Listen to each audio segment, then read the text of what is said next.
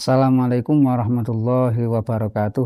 Alhamdulillah ala ni'amillah wassalatu wassalamu ala Rasulillah. Wala haula wala quwata illa billah amma ba'd. Pemirsa Wisnu Media yang saya hormati, Rasulullah dalam satu hadisnya pernah bersabda, innama bu'itsu liutammima makarimal akhlak, bahwa beliau diutus di dunia ini adalah untuk menyempurnakan akhlak. Kemudian apa pengertian akhlak? Akhlak adalah satu karakter yang ada dalam diri seorang. Dia terpendam dalam pribadi seseorang, kemudian pribadi tersebut mendorong untuk melakukan sesuatu secara natural.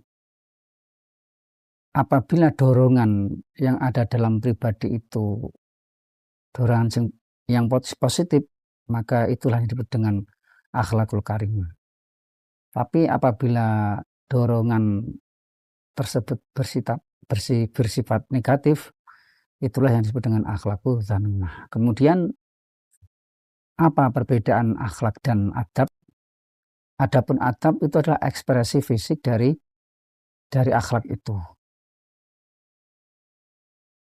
Sehingga kalau akhlak itu dia sifatnya tetap, adapun adab itu sifatnya berubah sesuai dengan waktu, tempat atau hal-hal yang lain. Salah satu contoh adalah orang di daerah tertentu ketika menghormati tamu, maka dia akan diberi makan. Kemudian diajak ngobrol ketika makan. Karena itu adalah satu bentuk penghormatan. Itu namanya adab. Kemudian di daerah yang lain, sama halnya ketika ada tamu diberikan jamuan, tapi ketika makan ditinggalkan. Nah, karena apa? Karena itu adalah bentuk dari penghormatan agar si tamu itu lahap dalam makan. Itu namanya adab. Jadi kedua-duanya itu berasal dari akhlak yang karimah, yaitu memuliakan tamu, kemudian ekspresinya berbeda satu dengan yang lain. Ekspresi itulah disebut dengan adab. Wahasiluhu, kesimpulannya adalah bahwa akhlak dan adab itu dua hal yang berbeda, tapi satu sama lain saling berkaitan. Kemudian untuk selanjutnya, hal apakah yang bisa mempengaruhi atau membentuk akhlak seseorang? Ada dua. Yang pertama adalah ilmu.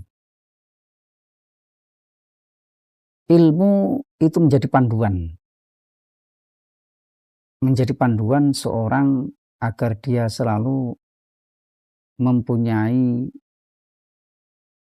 akhlakul karimah. Jadi ini penting. Seperti halnya ketika seorang belajar mencari pemahaman tentang akhlak tertentu, maka akan diberi beberapa pemahaman kenapa harus melakukan ini, kemudian bagaimana caranya dan apa dampaknya yang apabila kita melakukan, apa manfaat atau dampak dari akhlakul karimah yang kita tebar itu. Itu namanya memupuk akhlakul karimah dengan ilmu.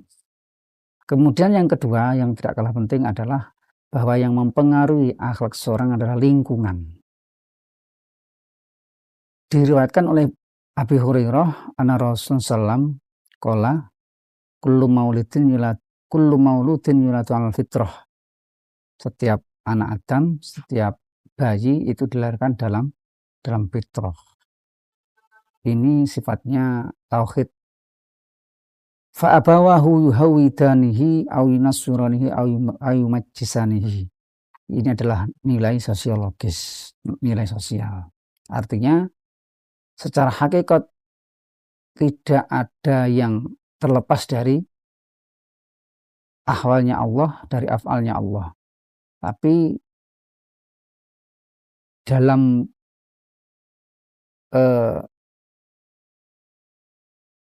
yang terjadi di alam dunia ini, itu ada yang namanya hukum sebab akibat.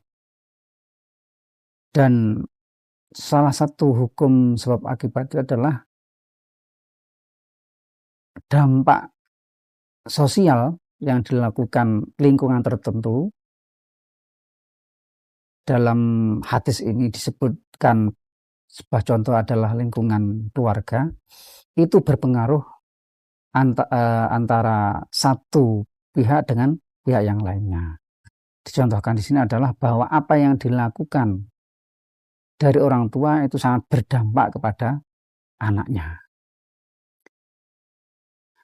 Berarti lingkungan itu sangat berpengaruh terhadap membentuk karakter daripada seorang. Dalam sebuah saya dikatakan fa in kana dza syarrin fajannibhu su'atan fa in kana dza khairin faqarinhu tatati. Apabila ada lingkungan yang buruk, maka jauhi. Apabila lingkungan itu penuh dengan nilai-nilai positif, maka hendaknya kita berada di situ sehingga kita mendapatkan manfaatnya. Saudaraku pemirsa Wisnu Media yang saya hormati, intinya adalah mari di bulan puasa Ramadan ini kita menjadi pribadi yang taat kepada Allah, disiplin melakukan apa yang jadi perintah dan menjauhi larangan, dengan harapan ini menjadi satu dorongan dari dalam pribadi kita agar kita selalu bertindak melakukan hal-hal yang positif, melakukan akhlak-akhlak yang bagus, akhlakul karimah, sehingga kita bisa menjadi umat Rasulullah SAW yang baik budi pekertinya. Kurang lebih mohon maaf apabila ada kesalahan. Kami akhiri hadanallahu wa iyyakum ajmain. Wassalamualaikum warahmatullahi wabarakatuh.